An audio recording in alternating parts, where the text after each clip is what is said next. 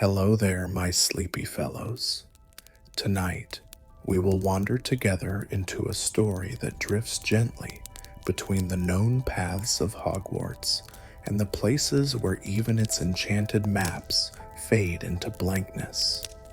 A place the professors rarely speak of, and the students only whisper about. The forest beyond the forbidden forest, where the edges of the magical world blur into something softer, older, and more mysterious.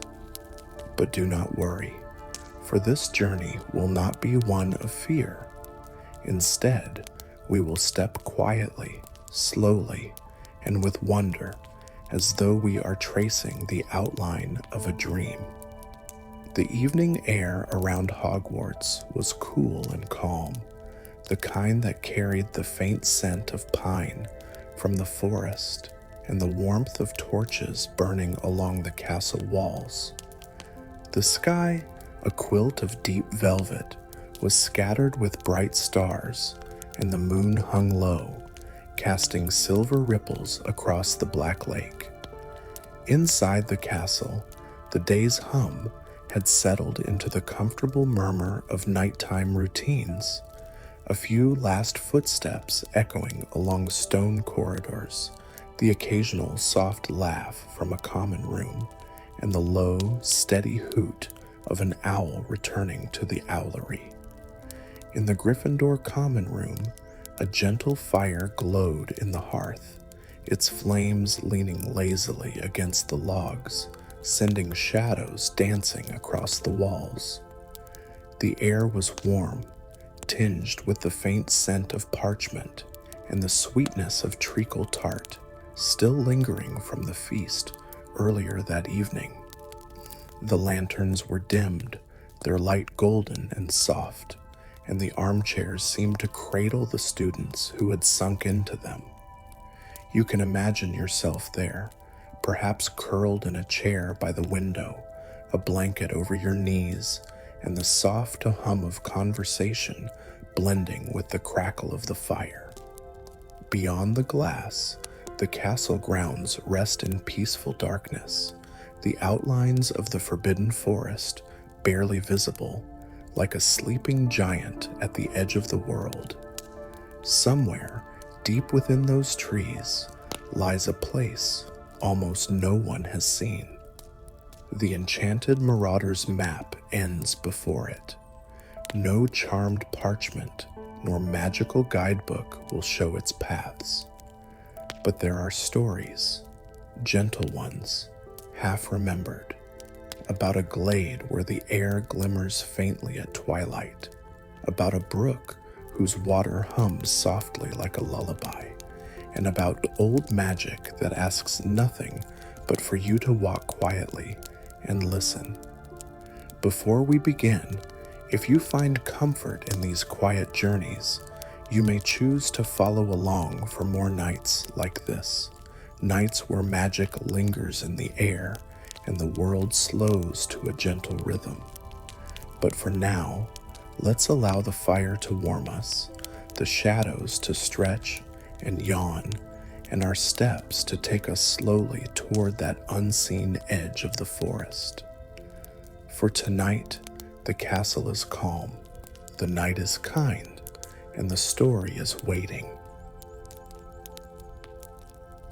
The story truly begins with a familiar figure, Harry Potter, though here, in this quiet part of the school year, he is simply another student, tucked away in the warmth of Gryffindor Tower. He sat in a low-backed armchair near the fire, legs curled beneath him, a worn copy of Quidditch Through the Ages balanced loosely in his lap. The firelight caught the faint roundness of his glasses and the soft green of his eyes, making them glimmer whenever he glanced up from the page. It was one of those rare evenings where the world felt unhurried, and Harry's shoulders, usually tense from lessons and the occasional scrape of adventure, were at ease. Across from him, Hermione Granger had made herself comfortable in the corner of the sofa, surrounded by a small fortress of books and parchment. Her quill moved in neat, deliberate strokes as she finished notes for an arithmancy assignment, though every so often she would pause to glance over the top of her page and join the conversation. She wore that focused expression she so often did when deep in her studies, but there was a softness to her posture tonight, as if even she had given herself permission to relax. Ron Weasley lounged on the rug in front of the fire, propped up on his elbows. His gaze wandered lazily between the flickering flames and a half-completed chessboard at his side. The fire's warmth made his hair look like threads of copper, and his usual energy was subdued into a comfortable stillness.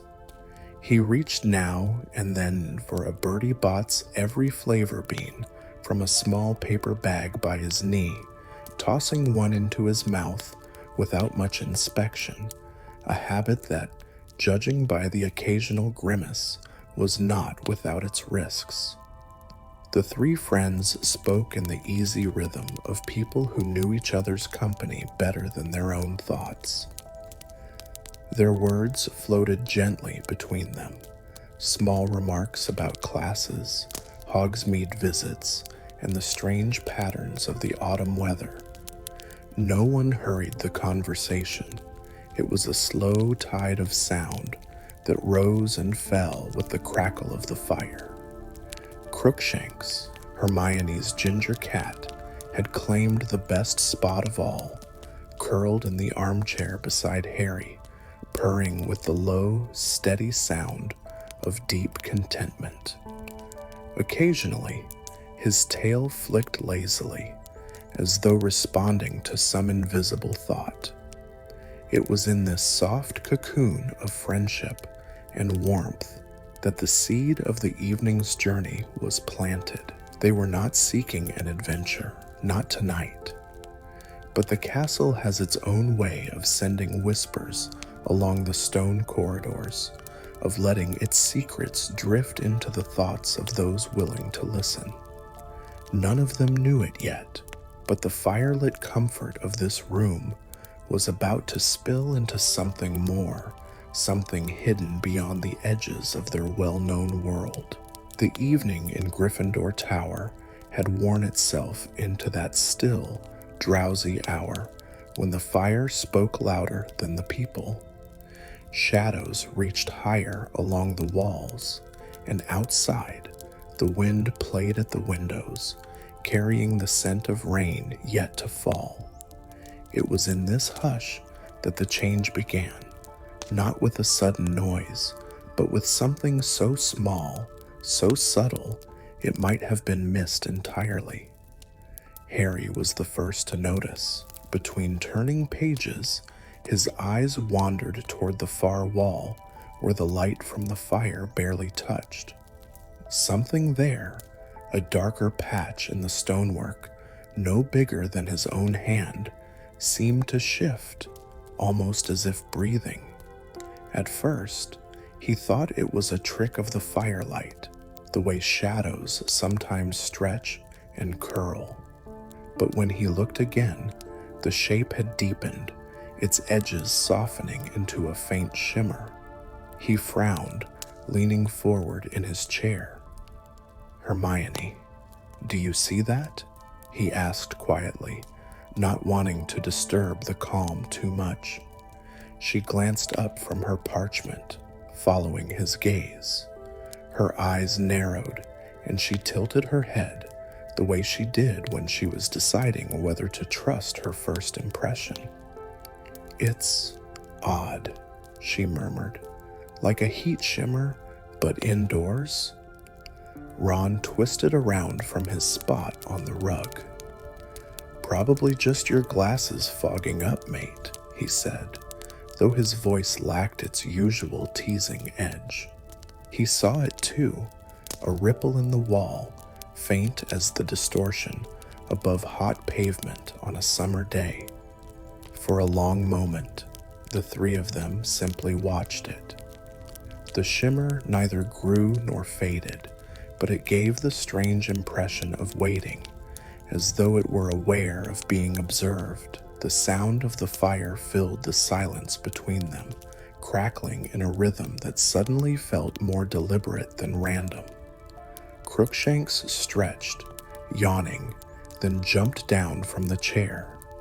Without hesitation, he padded toward the strange spot, his paws silent against the rug. He stopped only inches away and sat, tail wrapped neatly around his feet. The low rumble of his purr faded, replaced by a small, expectant stillness. Hermione set her parchment aside and rose, moving slowly as though approaching a timid animal. She reached out a hand toward the shimmering patch, hesitating just before her fingers touched the stone. "It's warm," she whispered, warmer than the rest of the wall. Harry joined her, pressing his palm lightly to the surface. The stone didn't feel quite like stone anymore. It was smooth, almost soft, and beneath it, there was the faintest vibration, like a heartbeat far away. Without warning, the shimmer pulsed once, twice, and the warmth under their hands spread outward, curling into their fingertips. Ron scrambled to his feet. "All right, that's not normal. That's not normal at all." The ripple expanded slowly at first, then faster, its edges dissolving into a faint golden glow. The wall seemed to thin before their eyes, its surface turning translucent. Beyond it, shapes began to form, vague outlines of trees, their branches heavy with mist, and a soft light that seemed to come from nowhere in particular. The air in the room shifted, carrying with it a smell so unlike the warm fire, damp earth, crushed leaves, and something faintly sweet, like wildflowers at the edge of a forgotten clearing. Harry felt the pull of it, not a physical force, but a quiet invitation, the way a familiar path through the woods asks to be followed. "It's another place," he breathed. Hermione's brow furrowed, but her voice was hushed with wonder. "Not just another place. This looks like it's outside the castle entirely, but that's impossible. This wall is on the 3rd floor." Before they could speak again, the golden light dimmed, and the vision wavered. The misty forest beyond seemed to retreat, as though drifting away down an unseen corridor. Then the shimmer collapsed into itself, leaving nothing but the familiar wall of Gryffindor Tower. The scent of damp earth lingered for a few seconds more, then faded into the smell of wood smoke. For a long time, none of them moved. The fire popped, startling Ron into breaking the silence. So, did that just happen? Or did we all eat one of Fred and George's joke sweets without realizing? Hermione shook her head. That was real.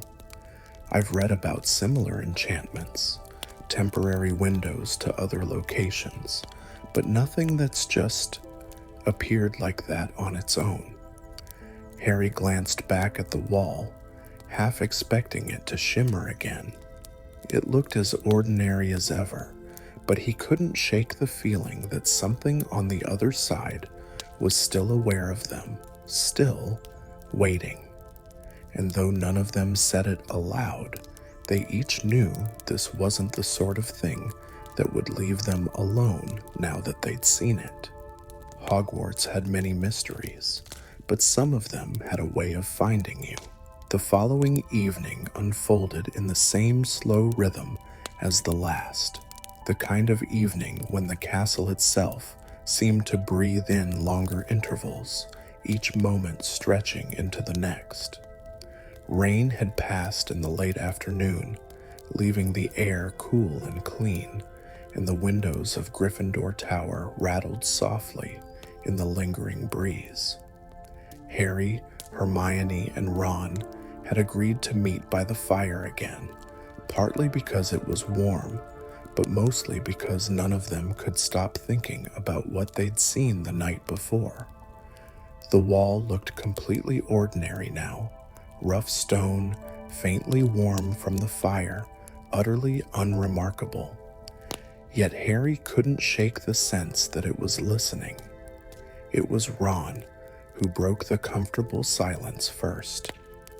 "If it's going to happen again," he muttered, "it's taking it its sweet time." Hermione didn't look up from her book. "That's assuming it follows a schedule," she said mildly. "Magic like this often doesn't. It could be triggered by anything, a word, a movement, the time of day." Her voice trailed off as if she were already filing away possibilities in her mind. Harry leaned back in his chair. "Or maybe it's waiting for us to make the first move." Before Ron could answer, Crookshanks, curled on the hearthrug, suddenly lifted his head. His ears twitched, his amber eyes fixed on the wall. The air shifted again, so subtly that Harry might have imagined it, a faint coolness, as though someone had opened a window in the dead of winter far down a corridor. Then came the sound, soft at first, like the distant rustle of leaves. It grew clearer, revealing itself to be more than just the forest breeze. It was layered, intricate. Footsteps, perhaps, though not on stone. They were muffled, like feet sinking into damp earth. The three of them leaned forward together, drawn toward the sound without meaning to be. The wall began to shimmer once more, the golden light blooming faintly along the edges of that same patch of stone. But this time, the glow spread wider, much wider, until nearly half the wall was pulsing gently with light. Hermione's voice was barely more than a breath. "It's opening." The stone thinned again, the forest beyond returning, though now it was darker, lit only by the cool silver of moonlight filtering through high branches. Mist drifted low to the ground, curling around the bases of the trees. And in the center of that scene, barely visible, stood a figure. They were cloaked, the hood drawn low over their face, and though they did not move, it was clear they were looking directly at the three of them. The figure's presence was not threatening. If anything, there was a strange stillness about them, as though they were more shadow than person. Ron shifted uncomfortably. "That's not creepy at all," he murmured. The figure raised one hand, and in it was something small and round, glinting faintly in the moonlight. They turned it once, slowly, as if to make sure it caught the light just right. Then they held it still, palm open, as though offering it. Harry's breath caught. The object seemed oddly familiar. A coin, a medallion, it was hard to tell at this distance, but something about the way it shone made him feel he had seen it before. The figure closed their hand around the object and lowered it, then stepped backwards into the mist. The light from the wall began to dim. "Wait," Harry said, stepping forward, but the vision was already fading. The shimmer collapsed, the wall returning to its familiar rough texture, the scent of damp leaves and earth vanishing like a dream upon waking. They sat in silence for a moment, the fire filling the gap again with its gentle crackle. Hermione was the first to speak. "That was deliberate," she said. "Last night felt like an accident. This was different. That person wanted us to see them." Ron rubbed his hands over his face. "Brilliant. So now we've got some mysterious hooded stranger holding out shiny objects from inside a wall." "That's perfectly normal." Harry didn't answer. The image of the figure and that glinting token was still vivid in his mind, pressing against a memory he couldn't quite reach. When they finally drifted to bed, the common room was quiet again, the walls still and ordinary. But somewhere, deep in the castle's forgotten magic, the shimmer lingered, patient and unhurried, as though knowing it would be seen again. The following days passed in a quiet rhythm, as though the castle itself were watching to see what Harry, Hermione, and Ron might do next. Lessons came and went, rain pattered against high windows, and the steady hum of Hogwarts life continued as always. Yet beneath it all was the hum of curiosity, a low thrum that none of them could quite ignore. Harry found himself glancing at that stretch of wall more often than he intended, especially in the evenings when the firelight painted shifting gold across the stone. He never saw the shimmer in daylight, nor in the early hours of the morning. It seemed to prefer the quiet moments after most of the tower had gone to bed, when the only sounds were the faint rustle of pages and the soft snap of the hearth. Hermione, meanwhile, had set herself to discreet research, not in the frantic, all-consuming way she often did, but with a careful, deliberate pace. She spent afternoons in the library, poring over volumes of castle history, old enchantments, and accounts of magical passageways. She returned each evening with notes scribbled in tidy handwriting, though often accompanied by a shake of her head. "Nothing exactly like it," she would say, "but there are stories of illusions layered into the castle walls, illusions meant to guard something." Ron's approach was rather simpler. He preferred to sit by the fire in the evenings and simply wait. If it wants to appear, he reasoned, it will. You can't force magic like this to hurry up. On the third night after the last vision, the air in the common room shifted again. It was subtle, a barely noticeable coolness, the faint scent of damp leaves. Crookshanks was the first to stir, lifting his head in the same intent way as before. This time, though, the shimmer began without warning. One moment, there was only the rough stone. The next, the glow was there, soft, golden, and widening steadily, as though welcoming them back. The forest beyond was clearer now, the moonlight painted silver across the leaves, the mist drifting in gentle ribbons between the trunks. There was no sign of the cloaked figure from before, but the air seemed charged with quiet anticipation, as though they might appear at any moment. Harry stepped closer. The scene beyond the wall did not move away as he did. Instead, it grew sharper, the sense of moss and earth reaching him more distinctly. He could almost feel the cool air from that other place on his skin. Hermione, her voice low and careful, said, "It's like it's drawing us in." They didn't cross the threshold, not yet. The shimmer held steady, patient, as though it were offering them the choice. Then something new stirred in the distance, a faint glimmer between the trees, not gold, but silver, flickering gently.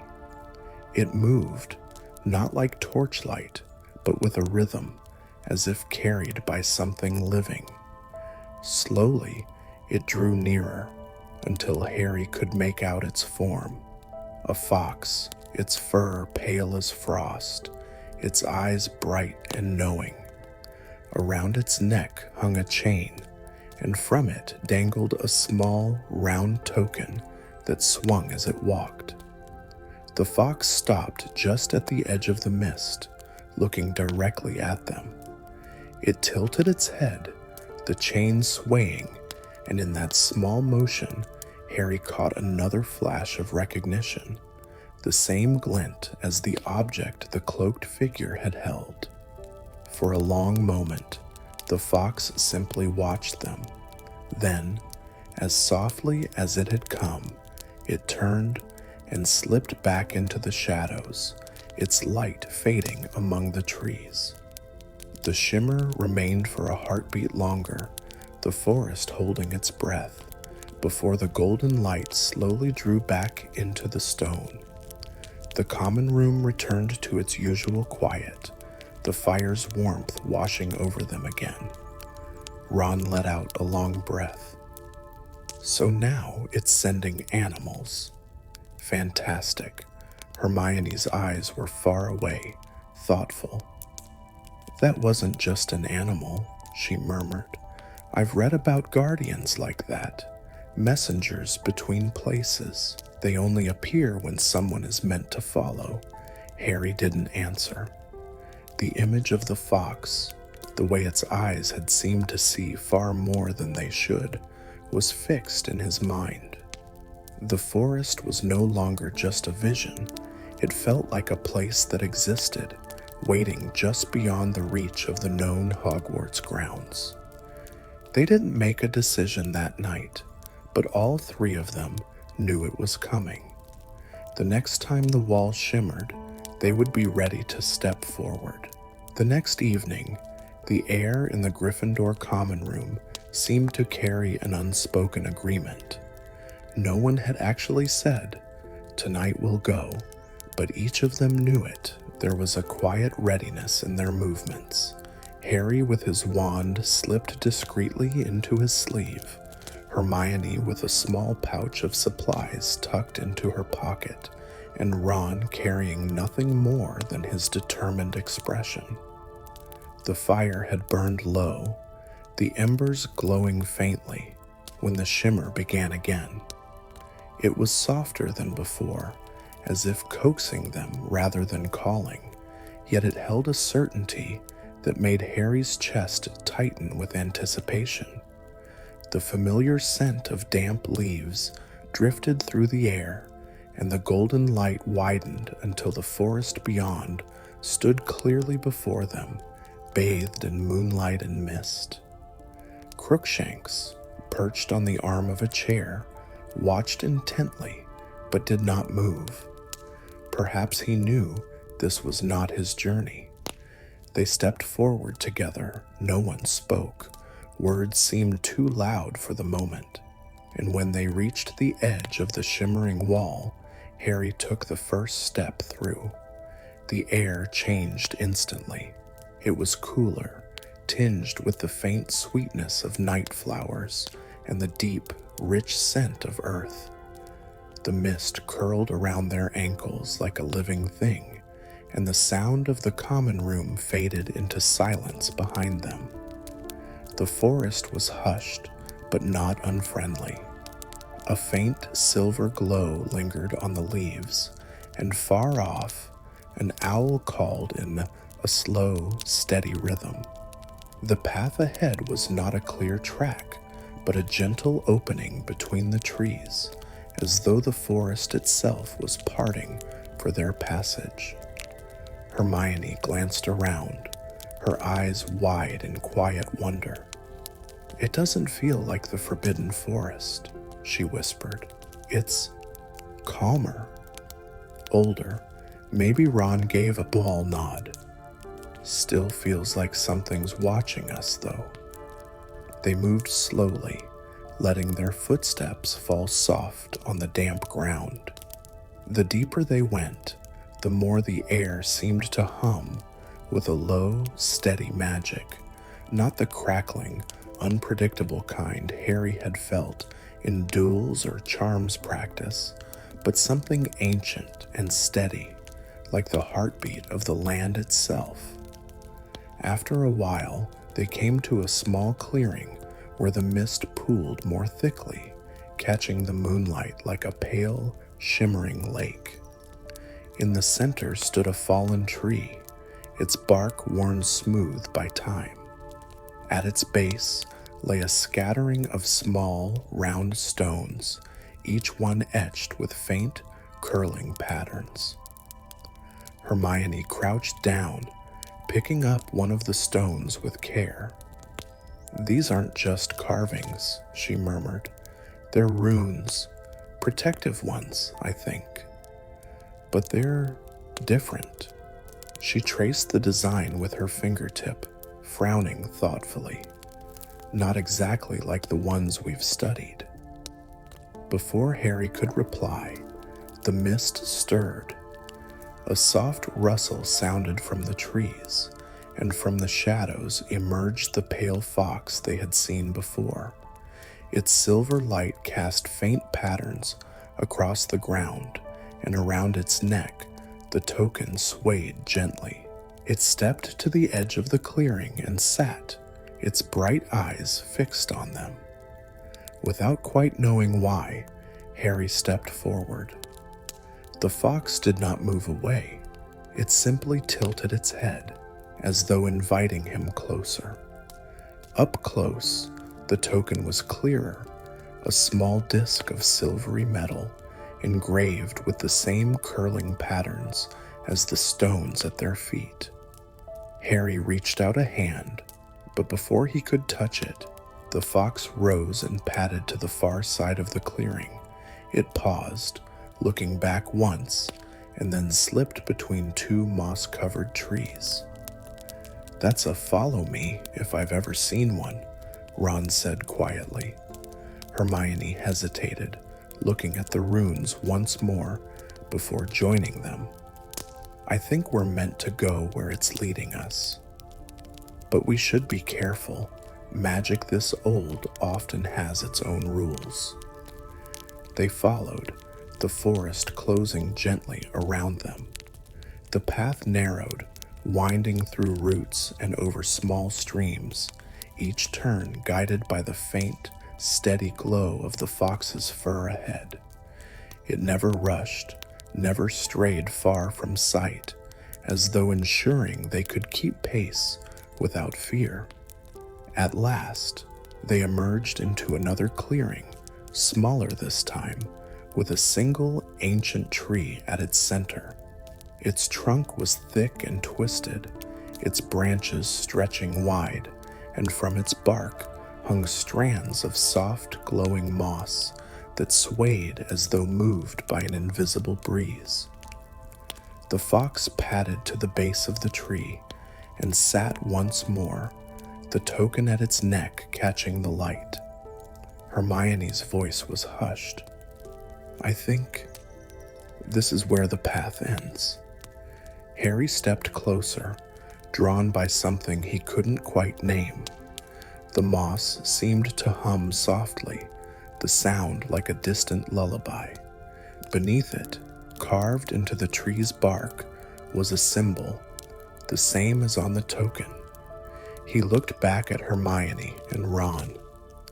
"I think this is what it wanted us to find." They stood there together, the night holding its breath around them. No urgency, no threat, just a sense of quiet purpose, as though the forest had given them a gift to be understood in its own time. Somewhere in the distance, the owl called again, slow and steady, and Harry felt the certainty settle in him. Whatever lay beyond this moment, they had crossed into a place few others had ever seen. The three of them stood in the quiet clearing, the ancient tree before them like a sentinel from another age. Its twisting trunk seemed to lean ever so slightly toward them, the strands of glowing moss swaying in some unseen current of magic. The fox's silver glow pooled softly at the tree's roots, the token at its neck catching and scattering the moonlight in tiny arcs. For a moment, no one spoke. The hush was so complete that even the faintest sound, a twig settling, a breath drawn, seemed magnified. Harry stepped forward first, his boots sinking slightly into the moss-covered ground. He felt an almost imperceptible warmth rise from the earth, as if the tree itself was alive in a way no ordinary tree could be. Hermione's gaze was fixed on the carved symbol in the bark, her brow furrowed with concentration. "It's not just a rune," she whispered. "It's a seal. The magic here isn't warding something away. It's preserving something." Ron, standing slightly behind them, glanced uneasily between the fox and the markings. "Preserving what? And why does it feel like the air's watching us?" Harry lifted his hand and traced the edge of the symbol without touching it. The carved lines seemed to pulse faintly, as though responding to his presence. The hum of magic they'd felt since entering the forest deepened, threading itself into his chest, into his heartbeat. The fox tilted its head, eyes bright, and then took a step forward. Slowly, it lowered itself until the token slid from its neck and came to rest against the roots. The sound was no louder than a drop of rain, but it seemed to echo in the clearing. Hermione crouched down beside it. "I think it wants us to use this." She picked up the token carefully, holding it as though it were made of glass. The moment her fingers closed around it, the carvings on its surface shimmered and the symbol on the tree flared to life. A ripple passed through the clearing, not of wind, but of light. The glowing moss swayed harder now, strands brushing against one another with a sound like soft chimes. The forest's hum became layered with something else. Voices. They were faint, almost like memories carried in the air, snippets of words they couldn't quite catch. Harry's breath caught. "It's people, or something like it." Hermione nodded slowly, her eyes fixed on the tree. "Not people exactly, more like echoes, preserved thoughts. This tree, it's holding them." The voices grew clearer, not in volume, but in presence. Harry could feel them more than hear them, fragments of longing, warnings, hopes. It was as if the air itself was layered with the thoughts of countless minds, stored here for some purpose older than Hogwarts itself. Ron took a cautious step closer. "So this room, or forest, whatever it is, it doesn't just read your mind. It keeps what it finds." Hermione's voice was quiet, but there was a tremor in it. "Yes, I think this is the heart of it. This is why the room appears the way it does. It adapts, it responds, because it's alive, in a sense. And this place, this tree, might be where it stores the most important things it's ever learned." The weight of the realization settled over them like a blanket. This wasn't just a hidden chamber or a forgotten bit of magic. They were standing inside something that had been gathering knowledge, emotions, and intentions for centuries, perhaps longer. Harry reached out again, this time letting his fingers brush the bark. The moment he did, the world shifted, not in a dizzying physical way, but in the soft pull of vision and thought. Images flickered in his mind, a young witch placing her hand on this same tree centuries ago, a professor whispering a promise into its bark, a student leaving a silent wish in the stillness of night. It wasn't invasive. The magic did not force itself upon him. Instead, it offered glimpses, asking only that he acknowledge them. Hermione, still holding the token, stepped forward until she stood beside him. Her expression was unreadable for a moment, then softened into something between awe and sadness. This isn't about power. It's about trust. The room reads what you carry in your mind, and this is where it keeps the things worth remembering. Ron scratched the back of his neck. So, what happens if someone with bad intentions comes here? Hermione's lips pressed into a thin line. That's why the runes are protective. The magic would hide from them. Maybe they'd never even find this place. The fox, now lying quietly at the tree's base, gave a small, contented blink, as though satisfied they understood. Harry had the sudden, strange feeling that the creature was not just a guardian, but perhaps a creation of the magic itself, a guide born from the will of the place.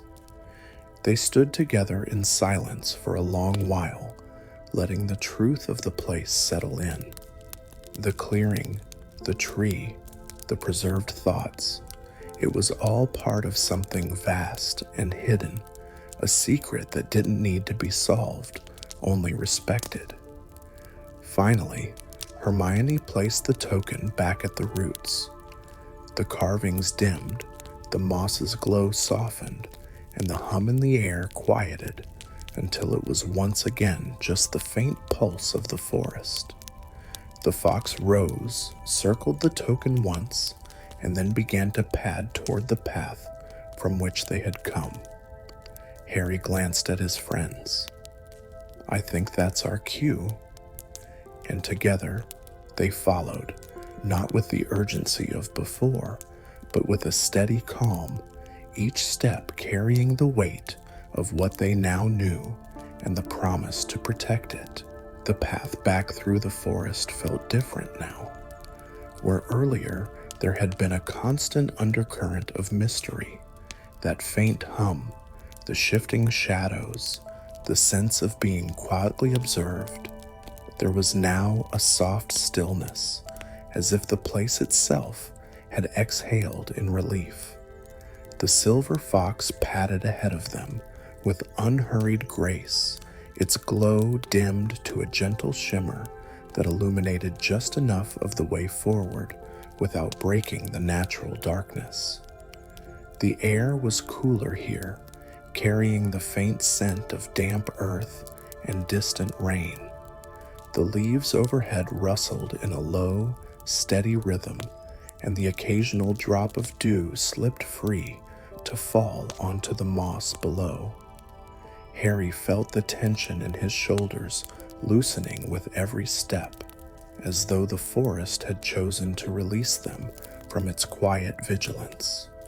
Hermione walked in thoughtful silence, her gaze occasionally flicking back in the direction of the tree they'd left behind. There was a light in her eyes that Harry knew well, the kind she got when she had learned something rare and precious. Whatever this place was, whatever the tree had shown them, it was now part of her in a way she would not soon let go. Ron, meanwhile, seemed less concerned with the grand implications and more with the here and now. Still feels like we just walked through someone's diary, he murmured, glancing around at the still glowing moss clinging to tree trunks. A really, really old diary. Harry smiled faintly at that. One that doesn't want to be read by just anyone. They reached a bend in the path where the trees opened slightly, allowing a view of the night sky. The moon hung low, silver light spilling over the treetops and painting the forest floor in shifting patterns. The fox paused there, looking back at them, its gaze holding for just a moment longer than seemed natural. Then, with a flick of its tail, it stepped aside, allowing them to pass. The moment they crossed that point, the magic shifted again. The sounds of the ordinary world began to return, a distant owl calling, the faint splash of water in some unseen stream, the creak of branches in the night wind. It was as though the deeper magic of the forest had closed its doors behind them, leaving only the quiet beauty of the woods. Hermione let out a slow breath. It feels lighter here, as if we've left something behind, but not in a bad way. Harry nodded, like we've been trusted with it, and now it's up to us not to break that trust. The path eventually merged with a more familiar trail, one Harry recognized from their earlier search. The grass here was a little taller, the air fresher, and the mossy glow had faded into the simple silver of moonlight. Somewhere ahead, the edge of the forest beckoned with the promise of open ground and the faint silhouette of the castle beyond. Ron shoved his hands into his pockets as they walked. "So, we're not telling anyone about this, right? I mean, not even McGonagall?" Hermione hesitated. "Not yet. This isn't something you just report. If the room wanted the whole school to know, it wouldn't hide itself the way it does. For now, we let it be. And maybe, someday, we'll understand why we were meant to see it." Harry agreed silently. Some secrets weren't meant to be solved in one night. Some needed to breathe and settle in the heart before they could be shared. They stepped out from under the forest canopy at last, the open grounds of Hogwarts stretching before them. The great castle stood quietly in the distance, windows glowing softly against the night. The familiar sight brought with it a wave of comfort, not the thrill of discovery, but the peace of returning home after a journey that had changed them in ways they couldn't yet measure. The fox stopped at the tree line, its paws just touching the edge of grass. It didn't follow them further, but neither did it vanish right away. Instead, it sat there, watching, until they had taken several steps toward the castle.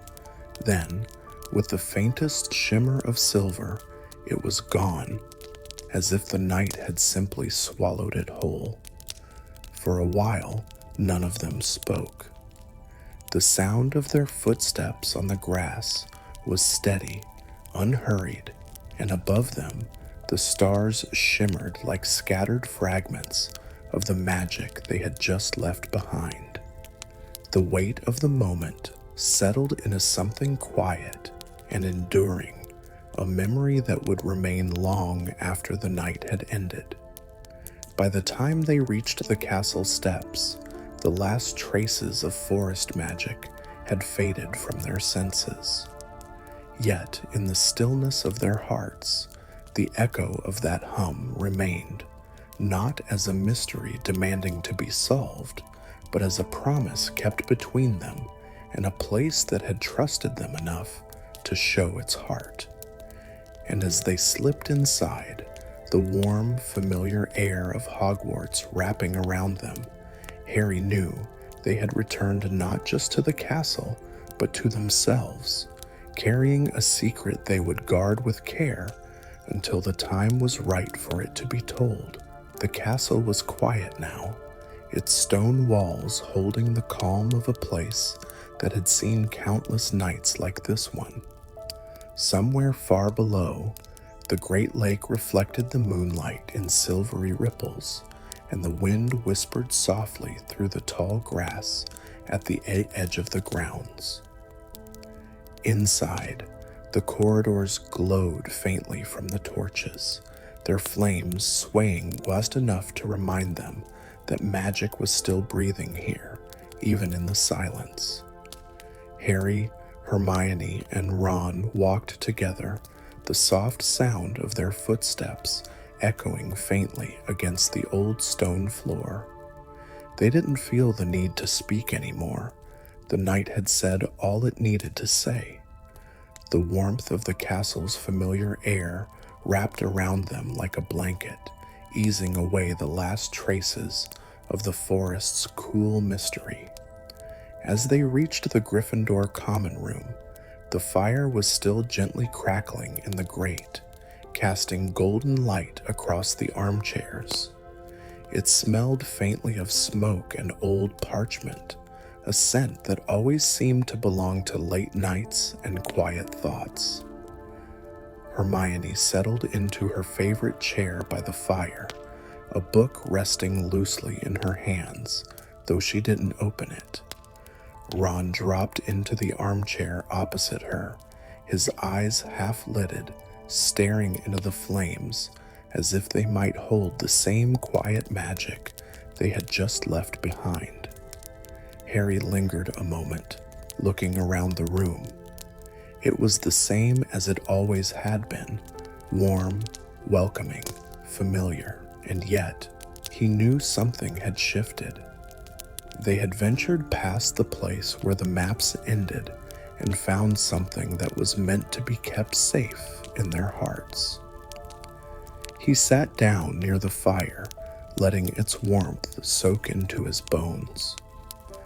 Outside the window, the night stretched on, calm and deep, the stars scattered like tiny lanterns across the sky. Somewhere in the distance, perhaps at the very edge of the forbidden forest, a fox with silver light in its fur might still be watching. For now, though, there was only peace, the kind of peace that came not from solving every mystery, but from carrying one quietly, knowing it was part of the world's hidden beauty. And as their eyes grew heavy in the golden glow, the three friends drifted toward sleep, their dreams touched by moonlight, forest air, and the quiet promise that some wonders were meant to be kept. They were home, safe, and all was well.